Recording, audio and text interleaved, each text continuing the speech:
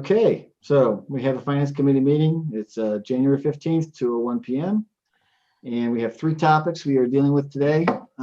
Permanent improvement fund requests, some specific projects there, salary increases, and then we also added starting to talk about org structure. So first topics were the capital improvement, and Chief Hines called me just 45 minutes ago or so, and his father's not doing well, so he's going out to see him. And so he asked if we just go ahead and proceed without him. The two things, if you recall this is all follow up to Monday's capital improvement discussion, and approval by council.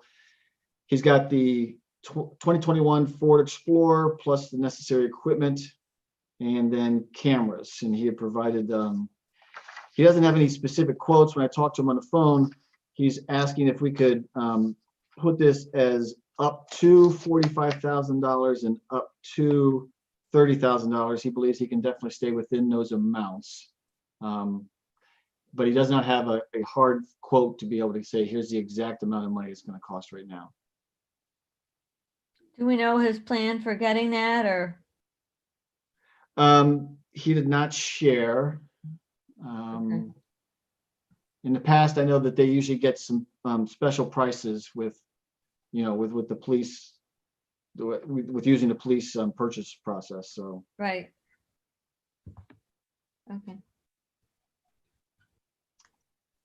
Joe, anything from you? I guess I would just say, we're probably going to be having finance committee meetings fairly frequently here. So I would say just, he can catch us with the next one when he's got a little bit more detail. So we got a little bit more to work with here. Okay. I know he is anxious to get going on this. I mean, I wish he was here. I wish he was able to be here. I know he's anxious to get going on putting these orders in. But I will follow up with him, because you're right. I think we will have another committee meeting coming up in a week or so. So I'll ask him to go ahead and do that. Yeah, numbers would be good. Yeah. And again, A better idea. Yeah. Okay. We in the past, we have had an up to amount as well in the past, but it would be good to have a little bit more detail. If you can do it in a timely fashion, that'd be good. Otherwise, we'll just move forward. Okay. I will follow up with Chief then. Tim, the other one was in your area, the 5 sets of turnout gear. Yes. Have you got quotes, or have you had a chance to talk to somebody to get some actual numbers on that? I reached out to Phoenix Fire Equipment. That's normally who we buy through from the state procurement contract. So we have the state pricing. And this should come in probably around high 16s. We just asked for a little bit additional, because if we don't meet this in time, the fabric manufacturer for all the turnout gear has a price increase every year. We just wanted to give that little bit of fluff just in case, but I'm confident that we'll come in under the requested amount. Okay. Good. So you talked to him like in the past, whatever, month or something, or what? It was less than a month. Yeah, it was right before the original permanent improvement meeting In that December. we had, the second one. So Okay. Okay. have not given a date for the price increase yet. So the hope is to get in there and get this locked in, and then I'll have a final number once we know what that will be. Okay. Kelly, Joe, you guys have any questions for Tim? No, I mean, it's pretty straightforward what we've done in years past. Correct. Did she go home? He had to go to the hospital. Was that there? Okay. Yeah, I don't know what the deal is. So If I heard you guys talking, Chief Hines called me a little after 1 o'clock and said he was on the way to see his father. So yeah, his father's not doing well. He hasn't been doing well for a while, but things are getting worse right now. So he could not make it to the meeting. Okay, so we're all good to go ahead and make a recommendation to have put into a recommendation to council to go ahead and go forward with the 5 sets of turnout gear from Phoenix Fire. Yes. And go up to 17,500 for that. Yes. Okay. Is there anything else, Joni, is there anything else we need to have in that recommendation? Usually, I know you asked that we have who we're buying it from and an amount. Is there anything else? No, I think if you have those, that should be fine.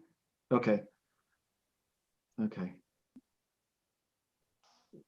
And then the third item, well, or fourth item, actually, I guess, and Kelly and Joe, I'd sent you the stuff from Kevin Taylor. Again, he's not in town right now, so he could not make the meeting, but he had submitted this also as part of the permanent improvement project. And there were two things that council had agreed with. Those are they're working on the shelter. One is, the pipes freeze right now currently, so they have to set up the portalets outside there up until sometime in April, I believe it is, that they continue to. John, right? When is you're on mute, John.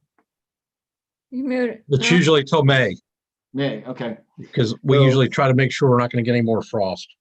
Right. And so the first part of that is dealing with the pipes so they don't freeze. And so this, so we don't have to have the portalets sitting there right next to the tennis courts for a couple months.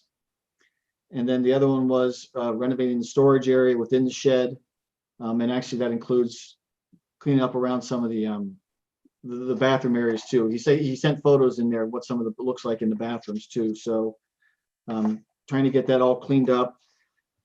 And then I forwarded to you the quote. He does have a quote from Trick Custom Construction, and they broke it into those two different parts, the upgrading the bathrooms and then the cabinetry and storage space. So the total cost is $29,068. As I mentioned to you guys, Kevin has been doing private fundraising and he has raised $10,000. And so out of the $29,068, $10,000 would be paid from private funds, and the remaining $19,068 would come from the village. Do you guys have any questions about that project? I think if you're able to do it, I think you should schedule it. Yeah, one of the things, I traded emails with Kevin, and I've asked him, he's in contact with this Andrew Trick, the guy who's the owner of this company, and to find out timeline too, John. So that's another question that Kevin's asking him is, what's the time? Okay. How soon can they get started in this stuff? Yeah. Okay. Is there anything from your wife as far as resealing the courts or anything like that? Yeah, she's got a Or couple tennis bids. balls? Yeah, she's got a couple bids, and she's upstairs, but I don't want to go bug her right now. If you want, I can send that to you. She does have two different bids she got, and so we've got the cost estimates for that. I'm sure it's probably right along with what we've had in the previous years. Yeah, I believe it's just under 8,000 or so Okay, to do the. that's about right. And that's just the patching. It's not a full resurfacing, it's the patching type of thing. Correct. Okay, Like we that's did about last right. Correct. And Rob's, that's coming out of the general fund, I believe, Correct. because we didn't make any provision for it in the permanent improvement. So we got Correct. to make sure when we put the budget together for tennis, that's included in there. Right. And again, it was, as Kelly said, it was paid out of the general fund last year for the tennis as well. Okay. So. So you're okay? Are you guys okay with going ahead and going forward with the project for the tennis shed then too? And that's the other part of the, What Tony Yeah. showed here is tennis of 20, but again, Right. that's the net amount that the village would be responsible for. So how I was planning to write this up was to say that the total expenditure is right now 29,068 with private funds covering 10,000 of that. And then, the remainder coming from the village. and the BZAC is part of Yeah. that, that's the No, whole, That is the pavilion. So that's that Okay. the lower pavilion that goes out that they were proposing. That Uh-huh. we talked about that as part of the CARES Act funding, because it provides for more space for people to spread out. okay, But right now, their concern is, getting those pipes fixed and getting some of the other stuff fixed is a higher priority than Sure. adding another pavilion area right Right. there. So So, Kevin pulled that back. It was one of the recommendations for CARES Act, but now for the Yeah, permanent improvement. I just saw the bid on there with the other stuff, so. Right. So that's the pavilion. I mean, I would classify that as a phase 2 project. Phase 1 is let's do the building, and then phase 2 is looking at this, the rest of this, and also trying to figure out if we should do another round of fundraising and other things to try to offset some of the cost of it. Right. I agree, Joe. And there may be some contributions from the school too that might be out there, because of their use of the tennis courts. So Yeah.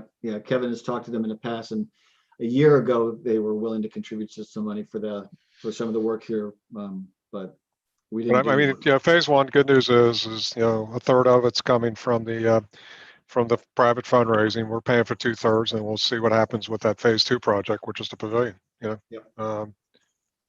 So you guys are okay with going ahead and putting forward the recommendation on the tennis then? Yes, Yes. Okay, I will write that up as a separate committee report and send it to you guys for any comments you may have before sending it on to Joni to put in the council packet for the upcoming meeting. And I will also reach out to Chief to see if we can get any more details about like who is purchased from and any closer estimate on cost. But Tim, we'll go ahead with Tim's also the 5 sets of turnout gear and the tennis, since we have firmer numbers and we know who we're getting it from for those 2 things. cool. Okay, I will, like I said, write those up and send those to you for comments. So Okay. in theory, with the pool stuff, we need to put this through finance committee as we start getting hard numbers put together. Joni, I'd like to understand, because sometimes things come through the finance committee and sometimes don't. And to be very honest with you, I don't quite understand why some things do and some don't. I don't know if they should or not, but Well, for the most part, if it's something over $5,000, it should be recommended by committee. okay, Up to $5,000, the mayor has the authority to spend it. If it's coming out of the permanent improvement, then it may be a meeting that you want to have to discuss so that you know that you stay within the budget for the permanent improvement. okay. So yeah, Joe, I guess then, yes, the pool having the stuff. Okay, no, we'll be fine. We just got the quote back for the pipe repair, which is going to be substantially less than what we had originally anticipated. But in the next 2 to 3 weeks, we're going to put a press on to try to figure out hard numbers on some of the other items.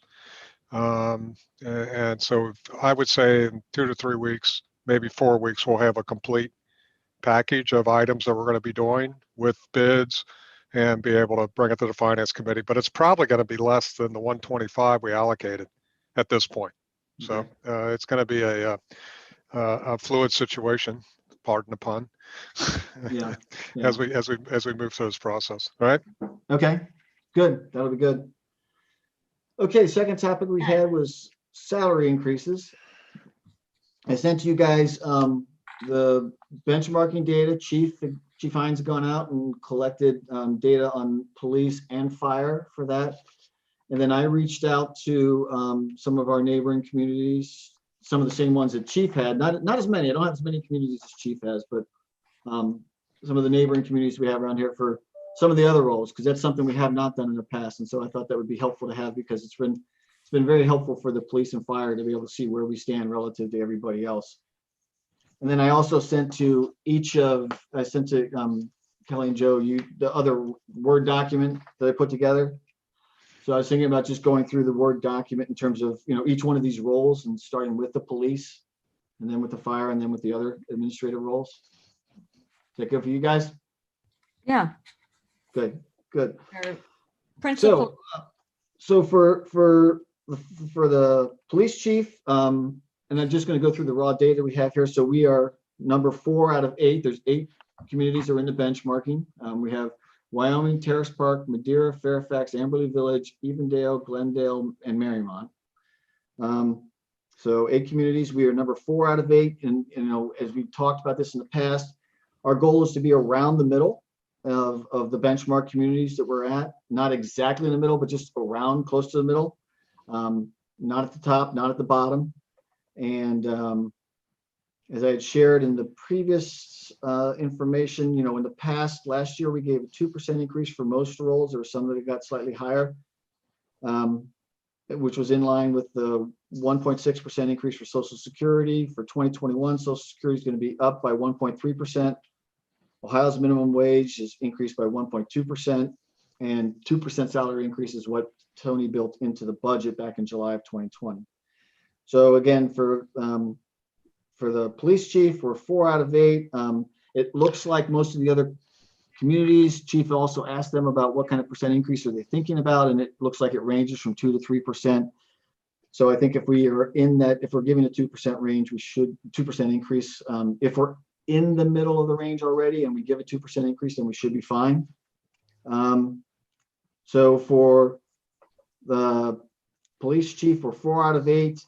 Now, again, the thing is chief is, he's also overseeing the fire department, but Amberley Village's police chief is also overseeing the fire department, and Terrace Park's police chief is also their village administrator. So there are other roles that are double-hatted.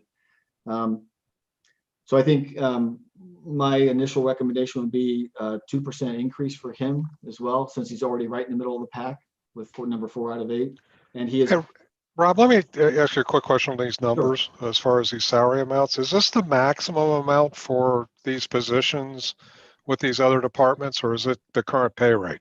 It is the maximum amount. That's a good question, Joe, because typically when people come into their assignments, they're not making the max. Usually, at least our policy, what my understanding is how Mariemont does this is you bring somebody in, and over a 3-year period of time, they eventually reach that level. And when they come new into that assignment, into that role. So if they get promoted, they don't start at the top. They start at, you know, somewhere further down, and over time, they get usually pay increases every 6 months. And then they hit the max. So to make sure it's apples to apples, because it's like, what's the max to max comparison? Because we have people who are maybe not, you know, who are still new in the role. And so that's just because they're new in the role. It's not because of where they are and what their maximum potential salary is. It would be interesting next year when we do this, not only ask the question about the maximum, but how many people are at the maximum, you know, in each of these categories. Okay. I mean, because nobody wants to tell you that exact salary amount, but it would be nice to know if, you know, every one of their employees in each one of these categories are at that maximum, or is, 10%, 20%, 50% at that max. Because it's kind of hard to do these comparisons at this point, you know, because we're not sure what they're actually paying them. And so, we're comparing a maximum salary amount, but we're not real sure if that's what they're actually paying these people. Yeah, I hear you. I think it's good data to have, but again, the end point is if they're going to be at the max, we should compare max to max, because if you have some organization that's got a whole bunch of new people, and you have that's where it gets squirrely, because just because they're new doesn't mean that they couldn't move past us, you know, in terms of what their maximum could be. So, but I think that's a good question to say how many are at the max. I think that would be a good thing. I'll make sure to add that to next year's benchmarking. Okay, good. Thanks. And the other thing I didn't mention with Chief is he's right at the average then too. So, you know, the calculations I did for each one of these is where did the person rank relative, you know, out of the number of other places that have it, and then what is Mariemont's difference in pay versus the average for that position. So I didn't mention that for Chief. He's right at it. The average is, he's not under, he's not above it. I mean, just right at it. So he's slightly above it. He's less than 1% above it. So again, if everyone else is giving around a 2% increase, I think we should be good for that. That should keep us right there in the middle of the pack. Do you guys have any issues or concerns with that? No. No? I'm good with it. I mean, at the end of the day, what we're talking about is 2% for a couple of the categories of employees and 3% for a couple of the other ones, because you got to do a little bit of a catch up. Right. So for lieutenant, that's one of the catch up ones, as you said. Lieutenant, we're number 6 out of 8, and we're 5% below the average. So I talked to Chief about this, and if we gave a $1,000 salary increase and then 2% on top of that, that role should become then number 5 out of 8 in the peer group, which is, again, that's fine. We said we want to be around the middle. We don't have to be exactly at the middle. Right. And then sergeant is 5 out of 7 and 3% below the average. So if we gave a 750 salary increase and then a 2%, they should end up being about number 4 out of 7. Okay. You guys good with that, Kelly? What about you? Yep. I'm good with all the police stuff that's in your write-up. Oh, okay. So sergeant I again. don't think we have to painfully, I mean, Kelly, you've read all this, haven't you? Yes, I have. Are you okay with everything on the police? Yes. And again, to summarize, it's 2% for the chief, about 3% roughly for the lieutenants, 3% for the sergeants, and 2% for the police officer and clerk. Correct. That is correct. Okay. Okay. For fire, we have the numbers there. And there's a second alternative that Chief Hines asked me to look at. So the first one is we have, assistant fire chief is 6 out of 7 and is under the average by 6%. And so one alternative I had in here is given a $2,000 salary increase and then a 2% on top of that to be close to being more like 5 out of 7. It's not going to get all the way up there. Oh no, close to 4 out of 7. I'm sorry. We should be close to 4 out of 7. So definitely be 5 out of 7. It'd be close to being 4 out of 7. And then for EMT and medics, from the background, in the past, it's interesting. There are times when we did not give any increase at all. So my first time doing this, we didn't even consider it, unfortunately. And then Tim brought it to our attention. So last year, we gave us 3% salary increase. And even with that, we are still, for EMTs, we're 9 out of 10. And for paramedics, we're 8 out of 10. EMTs were 13% below the average. And for medics, we're 6% below the average. I don't think we can get that. We can't close the gap all at once. So what I would propose is for now is a 3% increase consistent with last year's. Last year, most people got 2%, EMTs and paramedics got 3%. Doing the same thing this year as we continue to try and get closer and closer up to the to being more around closer to the middle. The second alternative the chief asked us to look at was what if instead of putting an increase into the assistant fire chief position, if we took that and put all of that increase into the medics, and we had the deep dive on the fire. Tim shared with us how many, there's a lot more people who are paramedics, and those are, more highly skilled individuals. Right. And so being able to attract and retain them is more important. And so when I did that with chief, it came out with, again, a 3% increase for EMTs, but the medics now it's more like, I didn't do the math on this. 18.05. It's it's not much more. So it's 3.6%. So, but on a dollar basis, it's the same amount being spread. But instead of, again, taking it from the assistant fire chief position and putting all of that money instead against the paramedics, so it's a 3.6% increase for paramedics versus a 3%.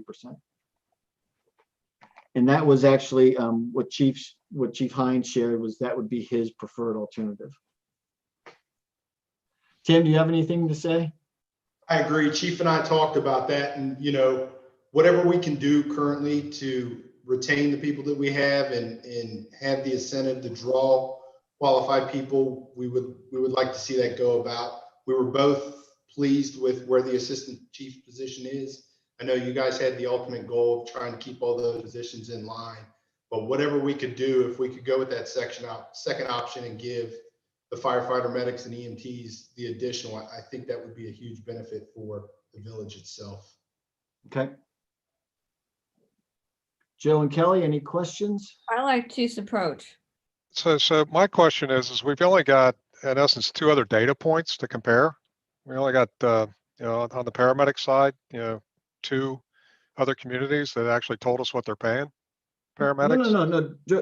There's a whole list of them. There's like 10 of them, Joe. Well, the sheet I'm looking at has just 2 of them down at the bottom. Is there another sheet that I'm missing somewhere? No, I don't know. Kelly, does yours have all of them? I thought I sent it out.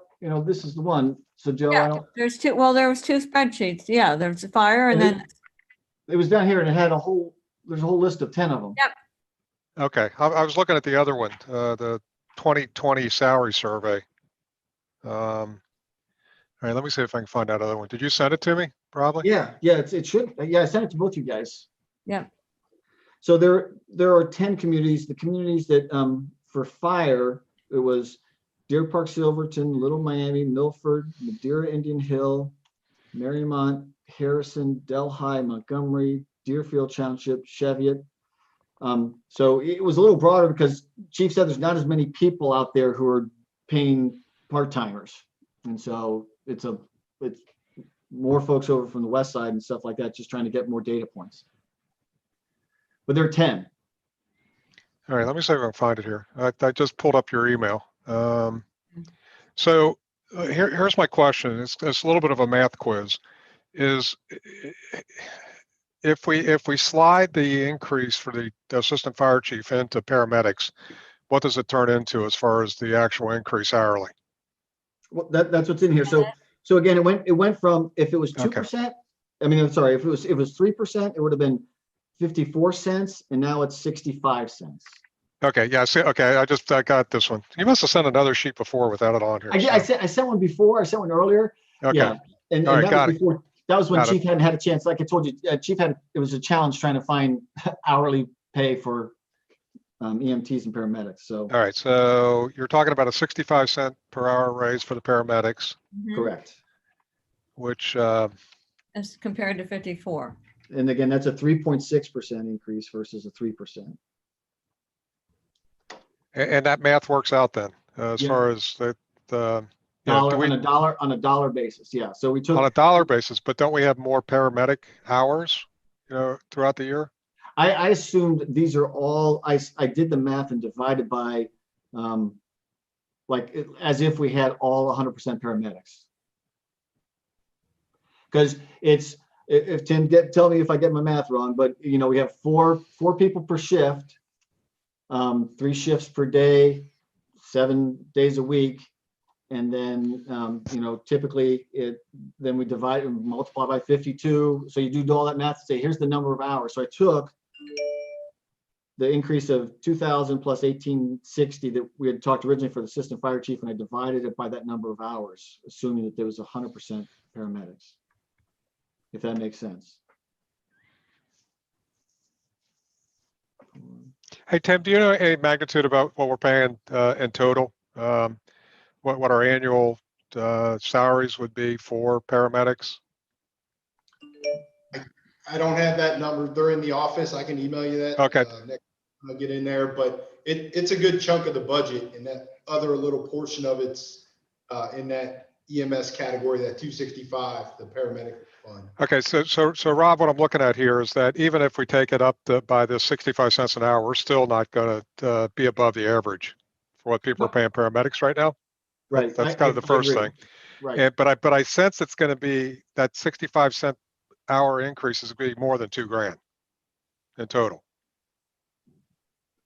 Well, again, yeah, it's more than $2,000 in total, because it's also got the 3%. This is on top of the 3%. Again, Joe, the 3% increase would be 54 cents more per hour. All right, so it's 11 cents is the allocation of the $2,000. Well, it's not just the $2,000, it's also the 1,860. So there's no increase for the assistant fire chief role. Okay. So we don't give the 2%. We don't Okay, give so the it's- extra, and we don't give the 2%. We take both. Okay, of so it's those out. 3,800 is getting reallocated, but it's only a portion of the 65 cents. Okay, I got it. That math might work. I just want to make sure that we don't, you know, suddenly have a much larger increase in fire, because, you know, the hours for paramedics are going to be more than one fire chief. Is kind of what I'm looking at here. Mhm. So, all right, but yeah, it's probably going to not be materially off. So I probably would be okay with the 65, because I think we're trying to work our way back into the range of what other people are paying. Is kind of what Right. we're trying to do here. Right, with a prioritization for the paramedics over the EMTs, because it makes such a larger part of our population of the folks we use. So, okay, so is everyone okay with alternative 2 that both Tim and Chief Hines have asked would prefer? Yep. Joe? Yeah, I'm okay. Okay, I will put that in there. Okay. Now we go to the other roles. And that's the other spreadsheet I sent to you guys, you guys got the other spreadsheet done? Yep. Joe, you got the most recent version, right? Yeah, I'm hoping. I got the email pulled up, so I'll look at it here. All right. Okay. So again, out of this, I got information from Terrace Park, Fairfax, Amberley Village, Newtown, Columbia Township, and Mariemont. So we have 6 communities. Not everybody has the all the same roles in there. So first one is we had was the tax administrator. So right now, and again, this is the maximum salary. We are number 1 out of 3. There's Fairfax, there's Amberley Village, and there's Mariemont. So as I mentioned to you, right now, Deanna is still relatively new in her role. So she's in one of those situations where she's not at the max yet. She's about 7,000 less than the max. I would recommend that we, for Amberley Village, you know, is fine in terms of for this one because there's only 3 people, but pegging more to Amberley Village. And so what I would recommend is because Deanna can still continue to get those pay increases, is that we just go ahead and freeze the maximum until such point as our maximum becomes equal to the Amberley Village maximum. So, because right now, again, we're 19% above the average pay for that role of tax administrator. So again, this doesn't actually impact Deanna's salary increases, because again, she's got 7,000 more of space to continue to increase over the next couple of years. But I think we should be, I think we should be equal to Amberley Village. And so, you know, just wait until Amberley Village, wait until the maximum catches up to us from Amberley Village. And where is the maximum for Amberley Village, Rob? Is that on this report or the 6? Yeah, it's again, it's in the spreadsheet. Right. So their max right now, 66,872. Okay, so that is the max. Yeah, again, I asked all these communities, same thing like we did for fire and for police, is ask for what the max is. And I can always do, Joe, I can add the request next year for this as well to say how many people are at the max.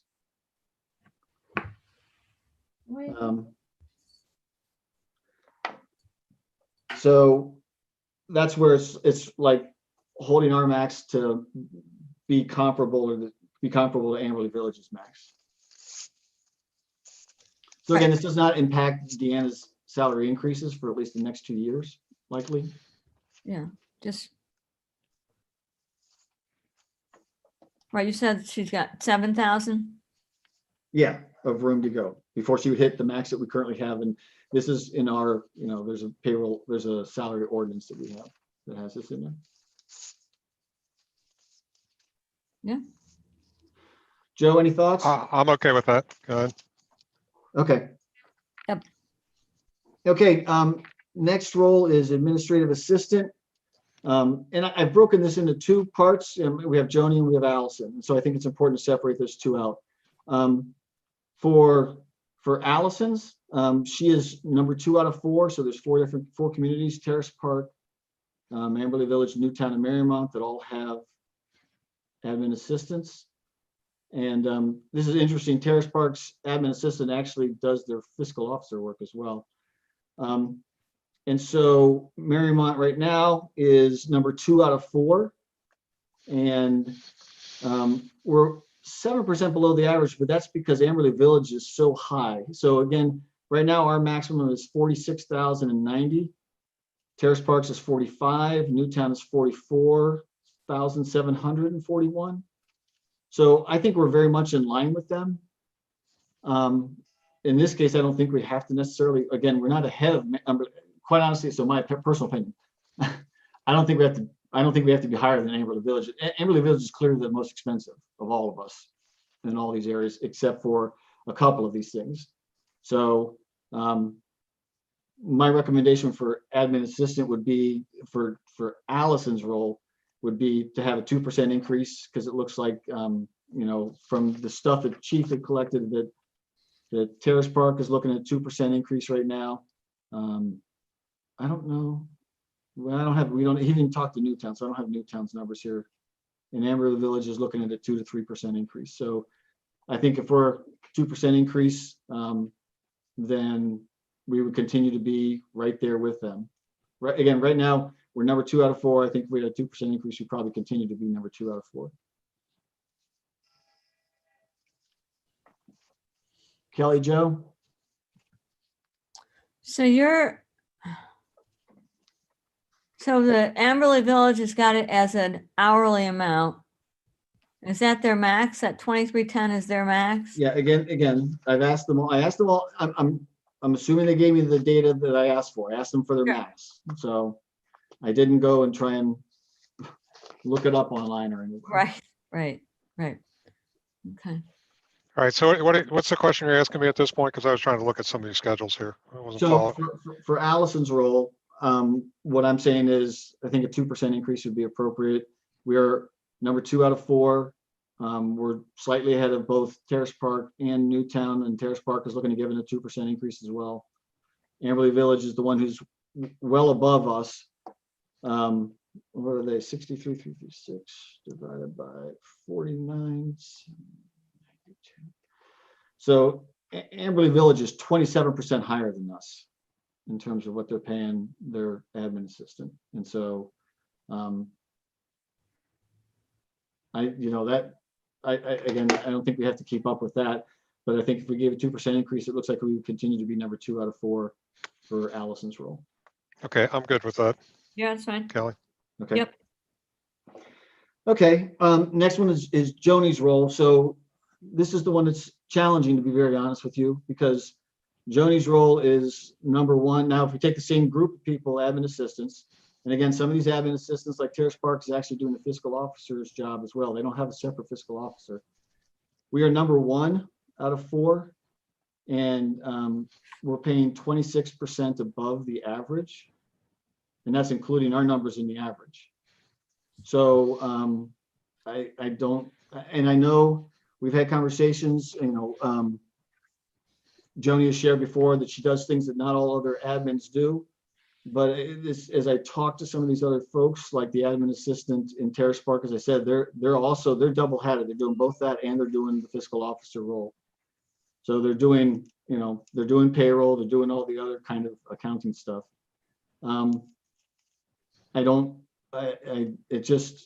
It's really high. It's really high, to be very honest with you. So I don't know how. Rob, let me say. Go ahead, Bill. I'm sorry. Yeah. Let me say something here. I know it's a very difficult category. I'm not really sure it's a great apples to apples comparison when we use this term, administrative assistants, to try and go, to bookmark across other communities. Joni's role here, if you really look at some of the other things that she does, I'm just very dubious, about this, trying to make this comparison the way that you're doing it. Bill, Rob, yeah. Well, let Joni talk for one Sure. second. Okay. Yep. So Rob, last year when we talked, and I remember Marcy saying that she felt some of the problem is with what my title is, that she thought that my title should be different, that it doesn't fully describe the work I do. And, last year I brought all the information on different HR people that are clearly paid way more than I do. And I don't do some of the HR, I do all of it. So again, when I look at these other communities, they don't have somebody separate doing HR. And so the thing that I did, Joni, is I actually compared it to a fiscal officer role too, because like I have a job, I have the roles description for the fiscal officer in Fairfax.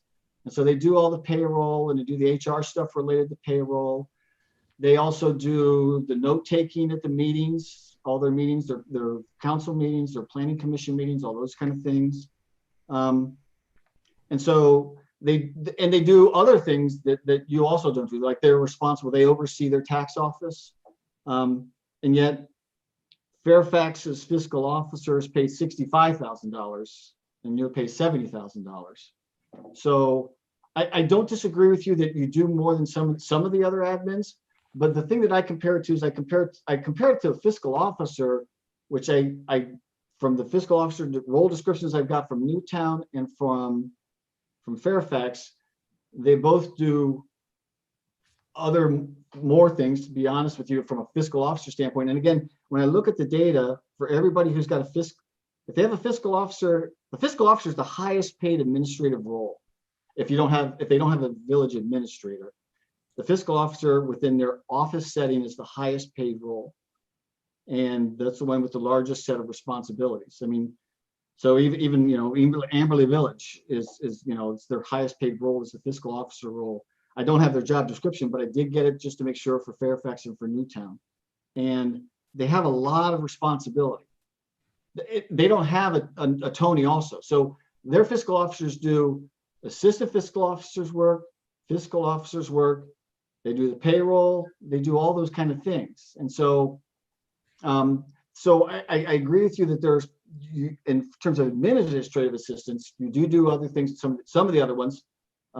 Terrace Park again is also another one where the admin assistant is also the fiscal officer. They're doing both those roles.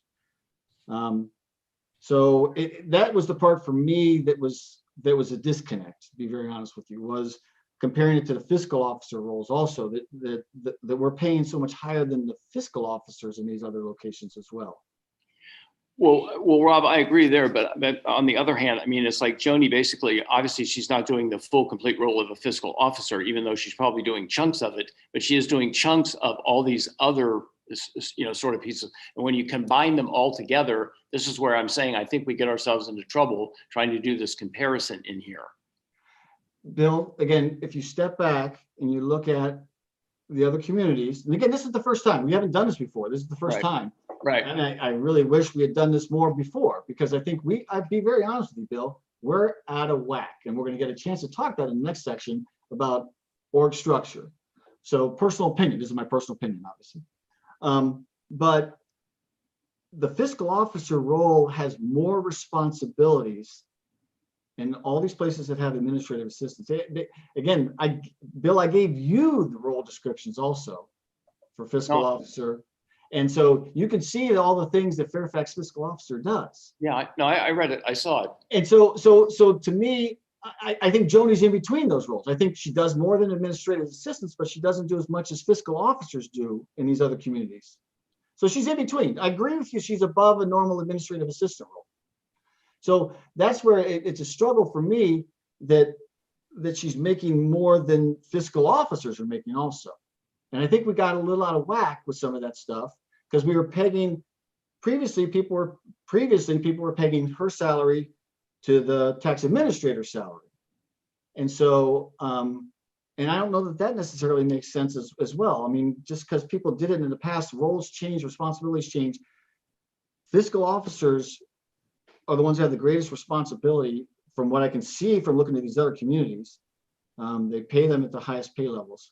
And so I think she's in between those two. I think she's in between an administrative assistant and the fiscal officer, the current responsibilities. Can I chime in with something? Sure, Allison. Okay, I was looking at the numbers between Mariemont and Fairfax. Uh-huh. And I noticed that with Fairfax, they have a village administrator, but they don't have anything listed for an admin assistant or a staff assistant. So I assume that village administrator is doing some of the work for those roles. Is that what you would assume as well? I mean, the description, it looks like they do a lot of the HR stuff and some of the payroll and the Bureau of Workers' Comp. That falls under the village administrator for Fairfax. Right, and that's what I do. Okay, so then I was comparing, in Mariemont, we have Joni's role and my role, and then Tony and Eli. If you add all of those up, it comes to $126,000 for the four of us. In Fairfax, if you look at the village administrator and the fiscal officer, just those two people, that comes up to $168,000 a year. I really think A lot of overlap, I think, with the roles there. But I think if you look at the village administrator responsibilities in Fairfax. it Yeah, is let me just say this, that the village significantly broader administrator than in that. Fairfax is doing most of their economic development work. So, that's a big chunk of that administrator's duties, is to stay all over the economic development activity down there. I mean, yeah, that's one of the first things. So, And I think they again, also are pretty much responsible for coordinating grant chasing and stuff like that. So it's not a complete apples to apples deal. Right. No, because again, I have the role description for village administrator for Fairfax as well. And so that is much broad. That's much broader. I mean, I'm sorry. I don't mind doing the comparison, but let's just make sure we're doing a thorough comparison as we do this stuff. Yeah. So again, yeah, one of the things that Jenny Kaminer does for Fairfax is she also goes out and gets a lot of grant money. So she's attending all these things about, Community Improvement Corporation, Hamilton County Development Company Corporation, Eastern Corridor Committee. She acts as the mayor's liaison and all this kind of stuff about trying to attract and retain businesses. So there's a lot of other responsibilities for a village administrator. So we're not doing those today. Let me just say this, Rob, because it sounds like there's some pushback on this one specifically. Yeah. Is that there is no doubt we have to take a look at these roles.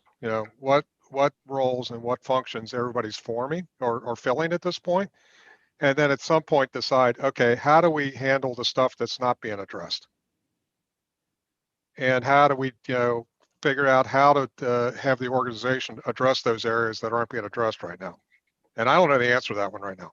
I think it's going to take a little bit of study. It's going to take a little bit of time to figure that out. I mean, there's definitely some places we could use more concentration. Yep. So again, that's going to be the third part of our discussion, is about things like the org structure, to Joe's point and to your point, Kelly. So again, so put my cards on the table. If we had a full-time fiscal officer, we wouldn't, in my opinion, we wouldn't need to have Tony doing his stuff, and Eli wouldn't have to be an assistant fiscal officer.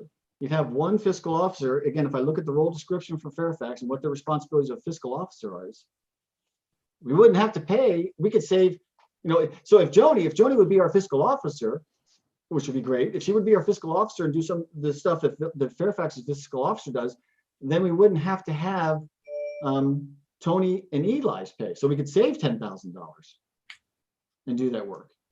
Was that worth looking at?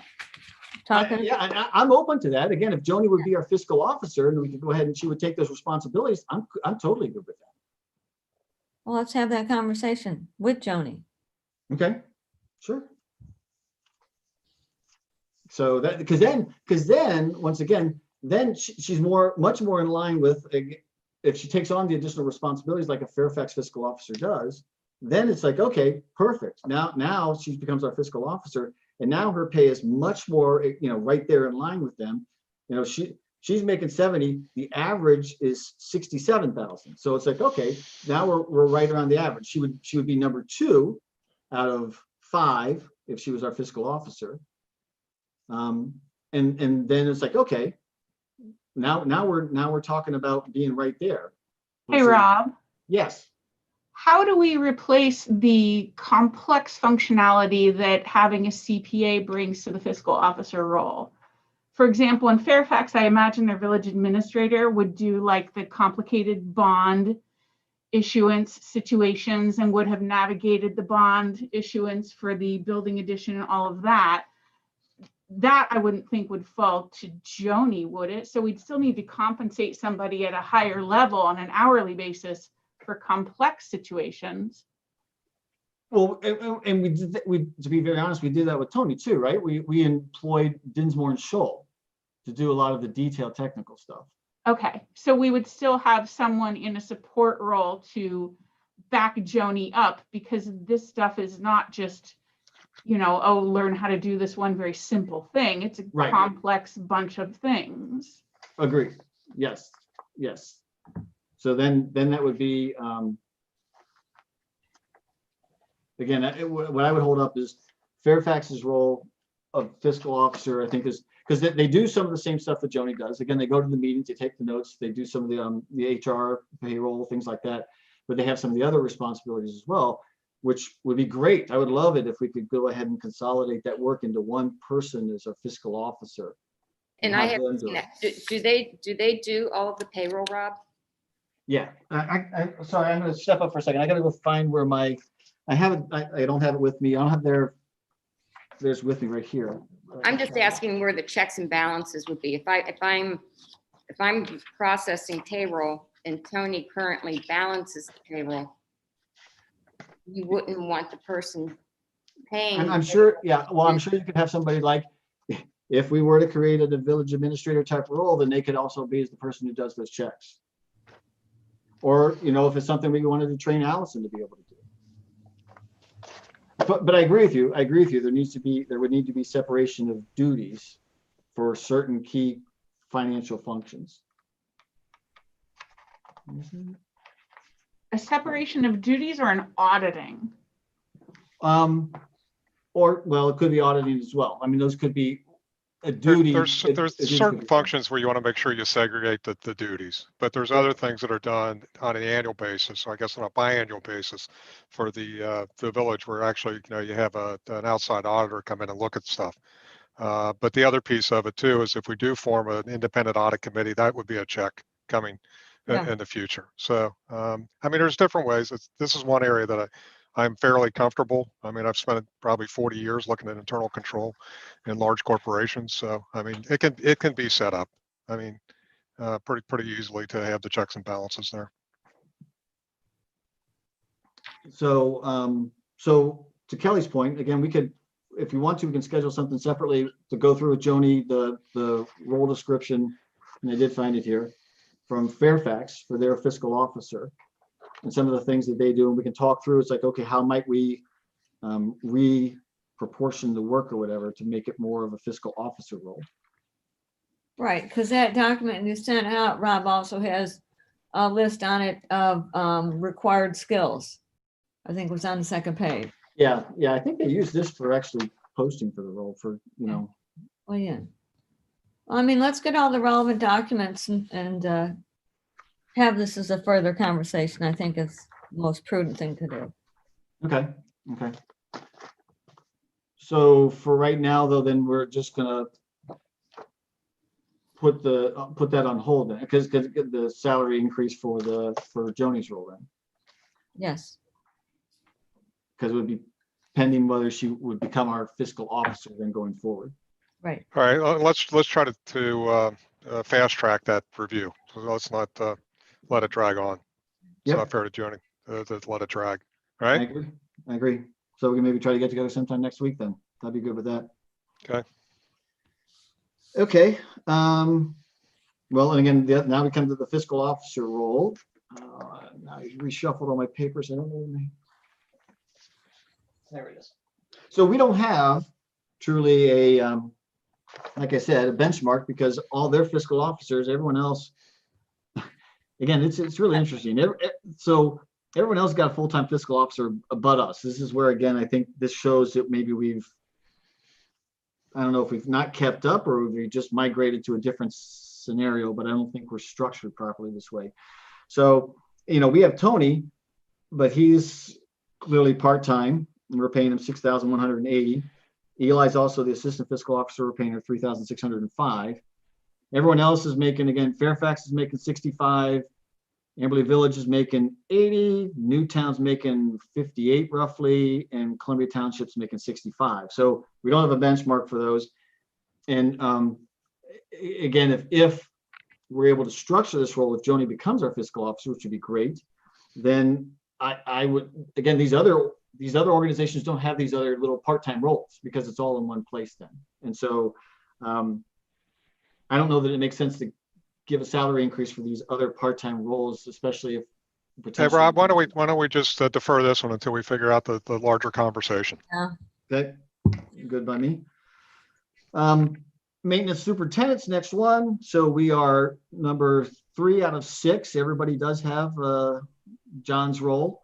So we're at 81,000. The average is 75,000, so we're 8% above. So it's almost like it's bifurcated into two groups. So there's, number one is Columbia Township, 95, Amberley Village at 84, I'm rounding here, and Mariemont at 81. So that's the upper half. And then the lower half goes down to, you got Terrace Park at 67, Fairfax at 66, and Newtown at 59. So there's sort of this gap. So we're right in the middle right now of that gap. But there's, like I said, it's interesting how much of a gap there is between the top three and the bottom three for those. So, I don't know if we can give John, if we gave John the salary increase, of 2%, he would probably continue to just be number 3 out of the 6. So, or if we wanted to, if you wanted to make it less so that it gets closer, but I don't know if it's going to make a whole heck of a lot of difference. Kelly Jo? I'm looking at it. Okay. Oops, sorry. So you're saying, I'm sorry, Rob, repeat that. So it's broken. There's 2 groups. There's 6 communities that have a maintenance superintendent. Right. And it's almost like there's the top 3 are anywhere from we're at 81,000 and Columbia Township's at 95. But then the next one, the next closest it goes from 81 to 67. So there's a big jump and then goes 67, 66, 58.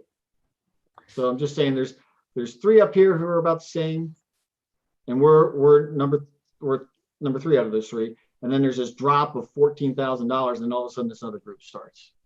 So if we give John a 2% salary increase, then he would probably remain number 3 out of 6. We would remain above the average. Right.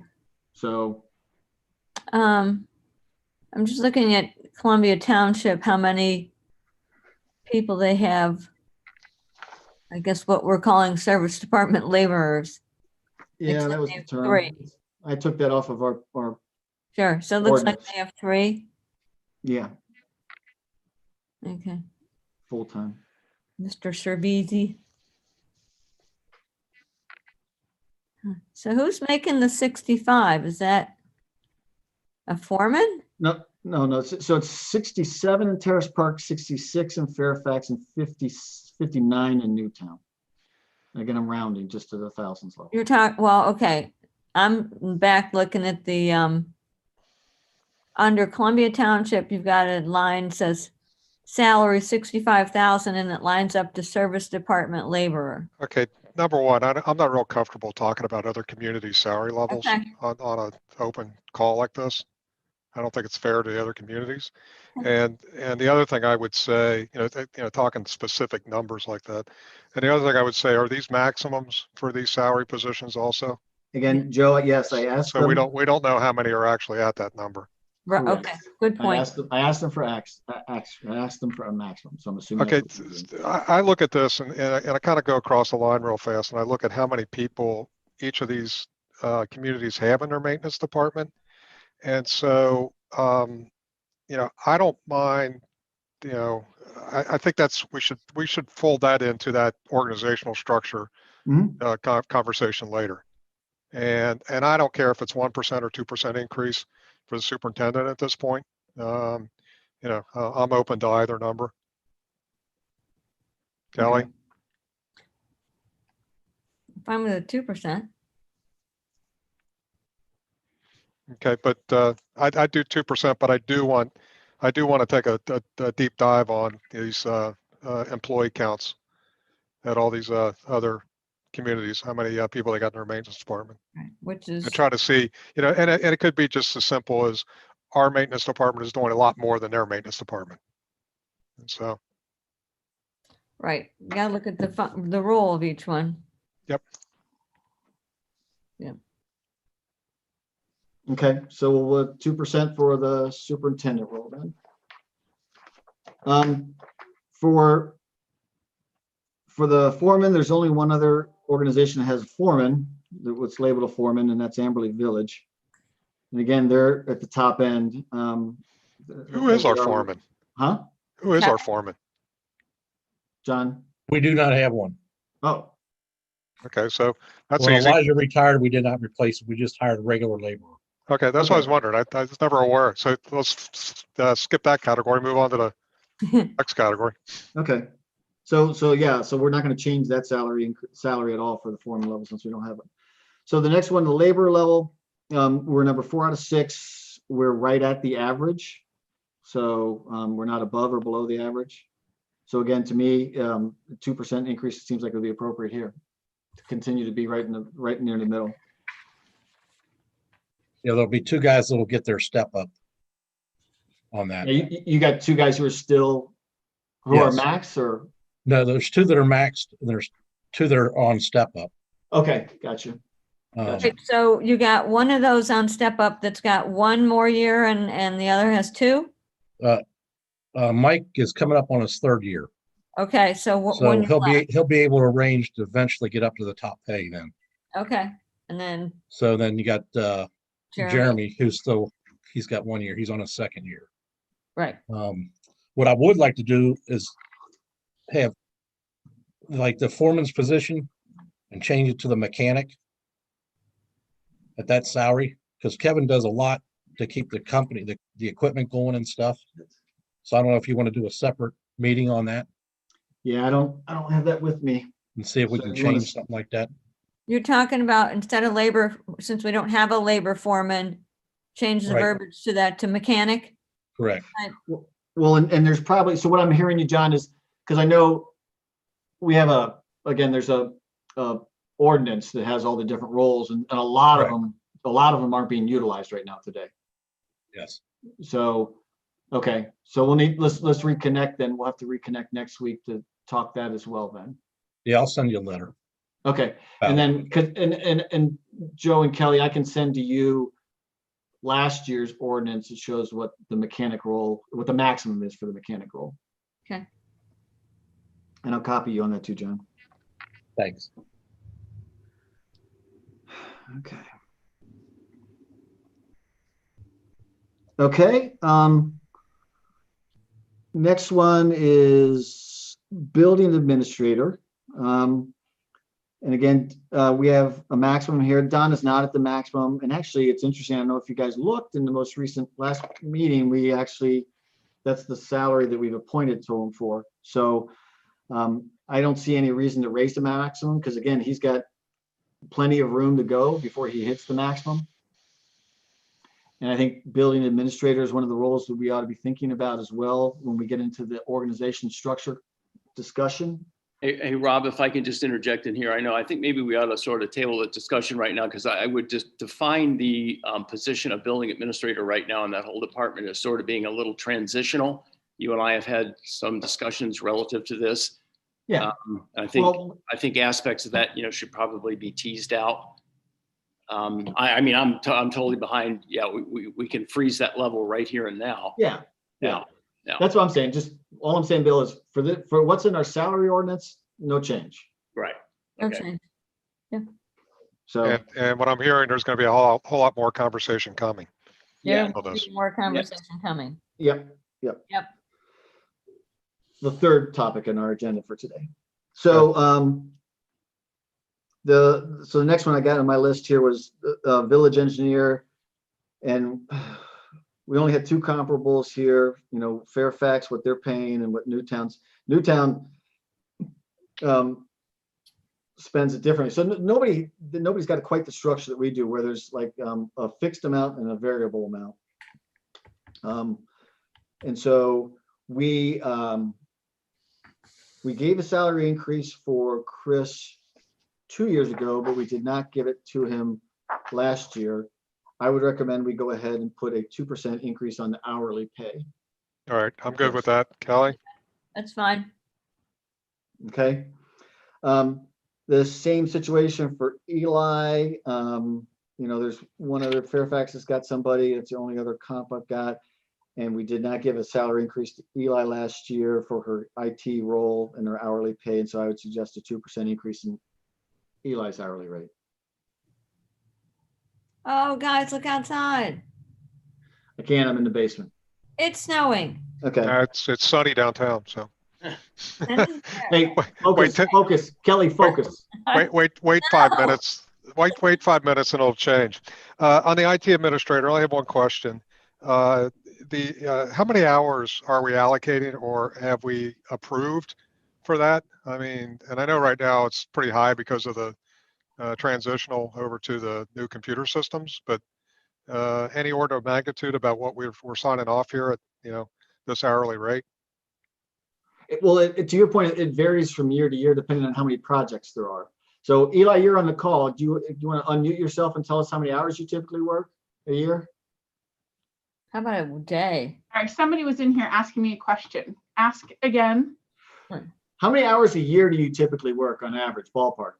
There's been no typical because we started this as sort of an emergency role that didn't exist before to do some specific project work when it originally started, which was to roll out antivirus, roll out a backup situation, and do a bunch of hardware upgrades on the server. And then I keep getting handed more projects. I got handed the phone system upgrade. We got handed the new website. So there has been no forecasting because we've never been stable enough to forecast. And then all of the IT upgrades came down the road in December. Right. So if we were to Well, get let me ask the question a little bit different way. How many hours do you anticipate working the next month, 2 months, based upon everything you know right now? the next, well, we have the UAN migration, and we have finishing up the cloud migration and the Office 365 stuff. So it depends on, I have no idea. It depends on how difficult that is to get accomplished. I would Okay. say less hours than the past 2 months. Okay, are we talking 10 hours a week, 20 hours a week, 40 hours a week? What do you anticipate for the next My 4 goal weeks? is under 10 hours a week. Okay, so that's what we're trying to work in right now. Is That just would about be 10. my goal because I don't like to spend that much time on it. Yeah, that's not, but you know, that's not what you're doing now. No, right. But that's because we've had these two huge projects, right? Right. So we had billed out or budgeted in the refund as part of the CARES allotment for my bill out hours in these two huge projects. This one, since I'm in Rick's office now, as you can tell, is not finished. So we're still in the midst of that end of So do we believe that we're going to be spending 40 hours a month on your time for, say, the next 6 months because of this UAN coming on? You said 40 hours a month, 40 hours a month, 10 hours a week. but she's going to be above the average. That's what her goal is, Joe. She's not at her goal. She's above her goal because of the Okay, project. but that's is if you look forward, how many hours do you expect, knowing everything we know today, without getting into all the gory details? I can't answer the question. I don't Okay. know. I don't understand the complexity of the task because we haven't even started training on the new software. Okay, we should probably, figure this out at some point so we're able to budget for it. Well, ultimately, let's say we do create a budget number and that is then exceeded, what happens? Well, Do we stop work on those projects? I want to somehow build a little bit of financial discipline. So if we're going to have a number that's going to go beyond what was budgeted, we know about it and can plan for it. And so Hey, Joe, how about- that's my ultimate question here is what do we expect here? Because I So know what- this is kind of morphed over the last 12 months that we've got a new role, that it sounds like we're getting some hours on it, which is okay because we've signed off on, but my question is what do we think is going to happen in the next 6 months on this Right. role? Hey, Eli, let me ask you a question because I think maybe instead of going micro, let's go macro. So last year you listed all those projects. You had the website, you had some of the migrations, you've had the project towards the end of the year. Do you think, ballpark, do you think 2021 will be more hours in total for you than 2020? Equal? What do you think? I would think less, considering 2020 involved the website plus this big push at the end of the year. I would say less. And ultimately for future forecasting, like I'm looking to wind this role down. Right. So Okay. my goal is to no longer have me in this role because everything is up and running. And we then find a third-party vendor who, if we do have this problem or that problem, we've got them on contract for a small monthly fee, and we can say, hey, we have this issue. But hopefully once this UAN thing is done, like that should be the last big IT project. Right. As far as my original planning goes. But then Right. Rick was saying they are looking at new in-car camera systems, which will then tie into some kind of cloud services for police for evidence logging and evidence management particularly. And so they would need some hand-holding and making decisions about that particular avenue. So you know what I'm saying? My goal. Yeah, let me try and get back to Joe here. So Joe, I think if we have the follow, like you've been doing with the other departments, if we say, hey, it's 2020 plus 2%, we should be totally fine. Because she's expecting less hours than this year than last year. All right, let me look at it because I'm starting to go through the 2020 expense numbers right now. So, And but 2020 was again, high. I know this is more project driven than a normal periodic task. And so I'm just asking, okay, what do we expect with the projects we've signed off on already? And it sounds like there's going to be a little bit of additional projects potentially coming through.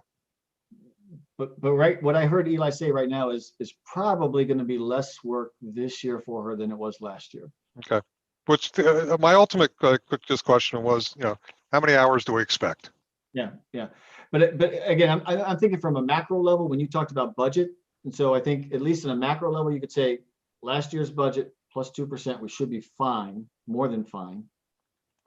And maybe we're a little overestimating that. Okay. So are we okay with the 2% increase on the hourly pay for Eli? Yes. I'm good. Okay, got it. Swim pool manager, again, Jordan is not at the max yet. Bill is the one who administers her salary. I'm not sure that we need to increase the maximum if she's not at it yet. So I would recommend we just hold that constant for right now as well. The maximum. Joe Kelly? Yep. Go. Okay. Yeah. Swim pool employees, that was pretty much a given. I copied you on email to Jordan where, again, the Ohio state minimum went up by 10 cents an hour. So I just took all of the roles that are in the pool and moved them up by 10 cents an hour. Jordan reviewed it. She said it looks good to her. So last one, tennis pro. What I had down here was the tennis pro at 398.75. The last time we gave that job a salary increase was 2 years ago. I just said, what if we rounded up to 400, which is like a 1% increase? Because the tennis pro also makes money off of giving lessons and things like that. So, It's a nice number. Joe, Go ahead. good. Okay, so we'll need to schedule time next week, but let's get into those. So for Kevin, we have the Kevin mechanic discussion, and then we'll get into more detail. We'll talk with Joni about the fiscal officer role. So the third and final topic was about the org structure. And so there are three areas I think we ought to discuss. One is the fiscal officer. So again, I think it would be great if Joni would become our fiscal officer or full-time fiscal officer, like the other kinds of communities. And then with that, Eli's assistant fiscal officer role goes away. I mean, Eli's made it known already. She doesn't want, at the end of this year, she's planning to stop doing that. Eli, I hope you don't mind me saying that. I know you've told other people. And again, within these other communities, the full-time fiscal officer, then we wouldn't need Tony's role as well. So we're gonna have a separate discussion with Joni about what that would be like to if she wanted to go ahead and become a full-time fiscal officer for us then. So we'll push that off to next week. Second discussion then, again, I think the building administrator role, I shared with you guys that it's been interesting having conversations with Fairfax. So, around us, Fairfax, Terrace Park, Columbia Township, they all use Hamilton County to do all the building inspections and the permitting and all that other kind of stuff. I think Fairfax has a really interesting solution. They have created a zoning officer role. They pay that zoning officer $20 an hour. So the process is the zoning officer receives the original application for doing work in the village. The zoning officer then compares that to the zoning rules of the village. And if it's okay, gives a certificate of authentication or whatever, passes on to Hamilton County. Hamilton County takes it on from there. If it doesn't comply, then the zoning officer says, no, it doesn't comply. And if the person wants to appeal, then they can go to, Planning Commission, ARB, whatever organization, and the zoning officer is there to help, discuss that with that board or body, whatever organization it goes to. They pay their zoning officer $20 an hour. And they're also looking currently at potentially, and I shouldn't have said the dollar amount, I'm sorry, Joe.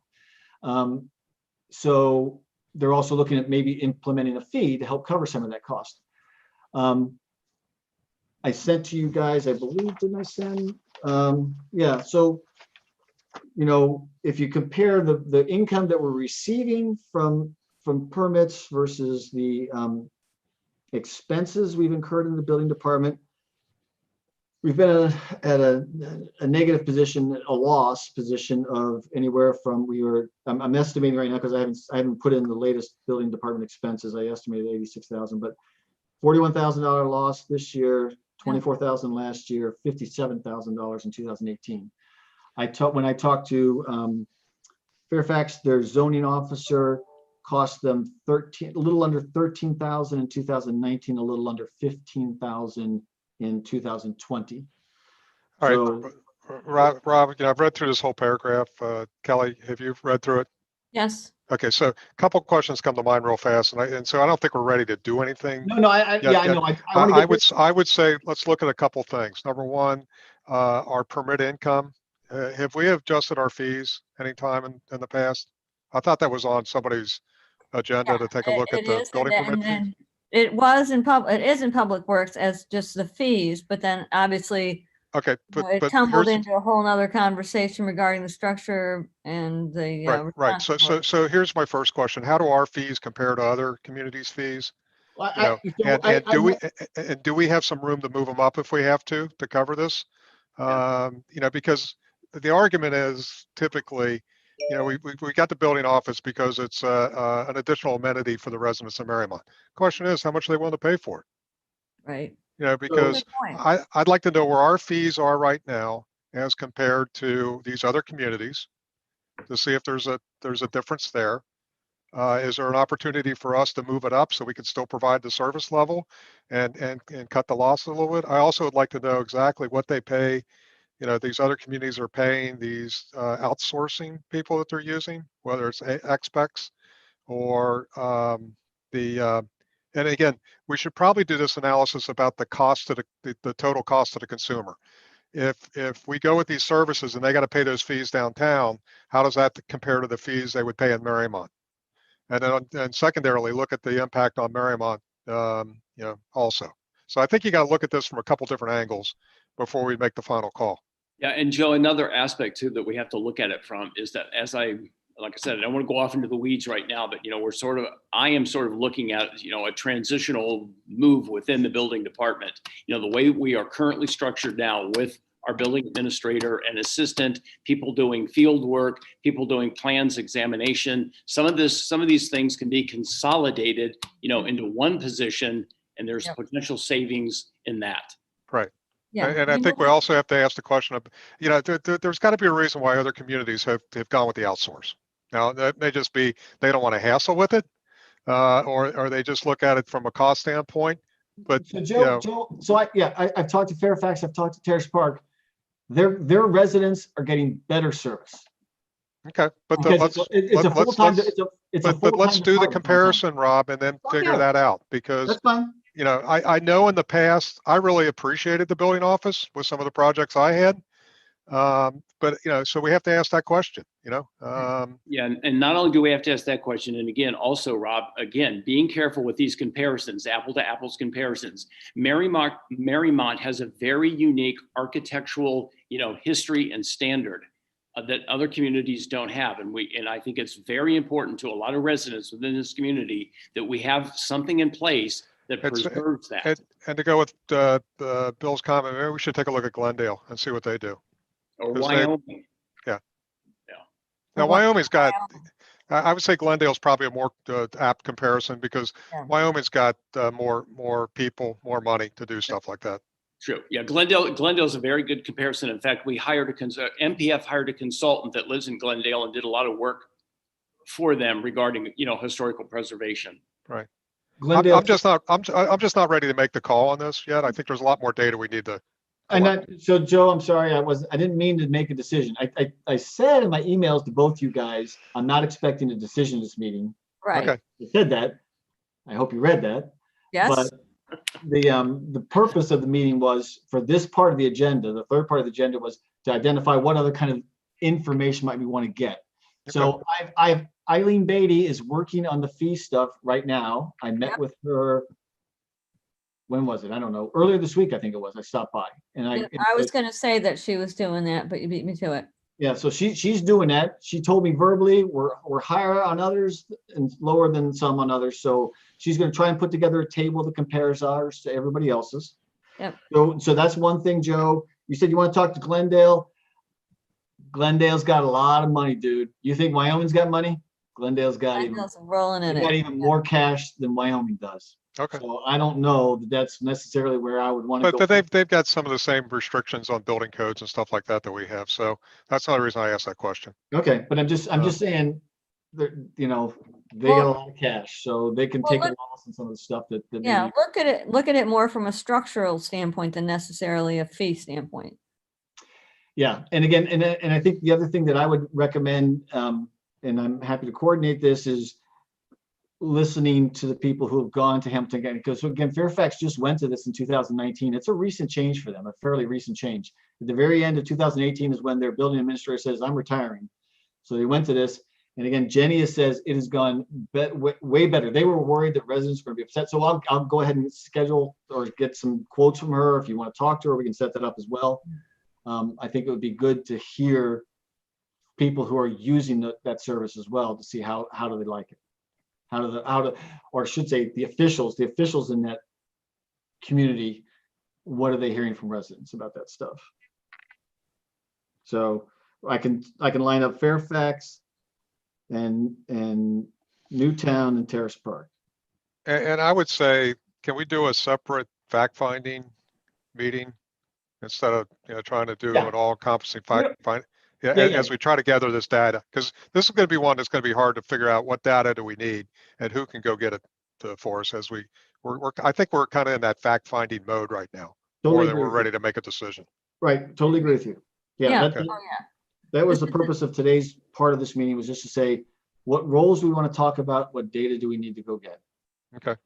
So, and the third role was village administrator role.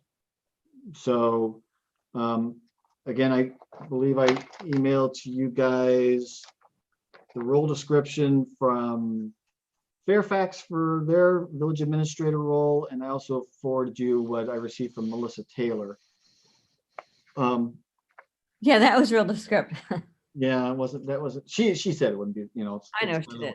So I also asked, so I'm trying to find other sources to get some other descriptions of village administrator. So if I get some more, I'll give those to you as well. Joe, I know you had some thoughts about this, so I wanted to give you a chance. What do you think we ought to do as next steps in terms of, exploring village administrator type thing? Again, I would do the fact-finding meeting at some point and to try to define what roles or what functions do we think the administrator could fill, and then figure out is there a possibility for those items to be covered by existing employees, Right. or do we need to go outside to find somebody to fill those roles, or fill those functions, I guess is a better term. And just it's going to take a little bit of time here. It's not going to be something we're going to figure out in a week, but I would say in a couple of weeks we should have a pretty good, better idea. I just think there's some things out there that we can't expect the mayor and or council to be responsible for, and I think economic development is a big one. You know, there's no way that, you know, we on council can chase economic development with the amount of hours we should be spending on village business. Yeah, and when I think once again, it's very telling if you look around us, the only other community that does not have a village administrator is Newtown. And they tried a part-time one and it didn't work for them. So I think this is I think it's a great idea that we go ahead and explore this. So what I heard you say, Joe, is like, what roles and responsibilities are we sort of missing today? Right? I mean, what are the things that we think the gaps? What are the gaps that maybe currently exist that that a village administrator could fill? Is that right? Did I get that right? I would say that's how you start off the process. And then, you know, as I said, take a look at, could some of the stuff be done internally with the existing staff with the reallocation of duties? I don't know the answer to that one. Or do you need somebody that has some practical experience in this stuff, or some, you know, educational training? I don't know. I mean, I thought it was interesting that, you know, the Fairfax one called for a bachelor's degree at a minimum, and potentially a master's in public administration. So, Right.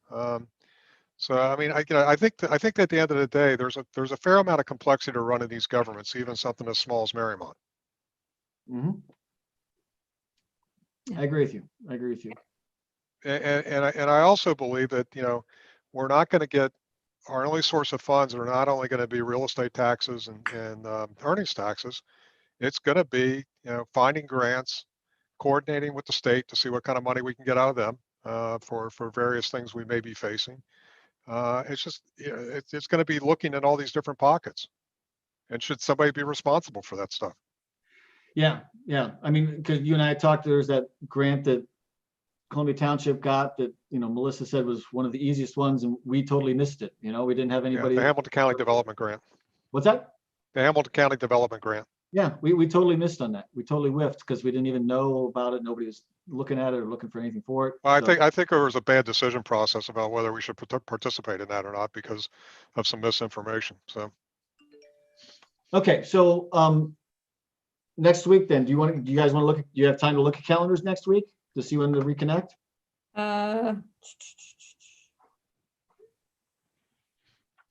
Why don't we all take a look and then shoot off an email? We can coordinate on the email when we do it again. Yeah. Okay. And then I'll try to think about, okay, who should we be talking to at this point to try to develop some of this stuff? And, you know, it's going to take a couple meetings at least to figure this stuff out. Yes. Oh, yeah. But I think, again, Hey. we need to reconnect next week to talk with Joni about, and to talk also with John about Kevin's role and whether it should be reclassified, and talk to Joni about whether she's, you know, possibly interested in doing the fiscal officer type work, taking over that responsibility. Okay. So we need to do that next week, like I said, because we're supposed to have the salary increase report submitted at the second council meeting in January. Because we currently do salary increases as ordinances, so we have to build in that extra 30 days after it's passed for it to go into effect. Okay, so the two things we'd have to get done next week is the Kevin question and the Joni question. Yeah. And to your point, I think the whole thing about the roles and potential restructuring and stuff like, besides fiscal officer. So the other two roles, that's a longer burn. That's going to be, you know, could be, I don't know, a month, 2 months, something like that, to go through all that and have a final recommendation. All right. So, okay, so we'll trade emails, find out when we can get together next week to do the discussion about, for sure, on Kevin and with Joni. Okay. Okay. All Very good. right. Thanks, everybody. All right. Thanks, guys. everybody. Bye. Bye.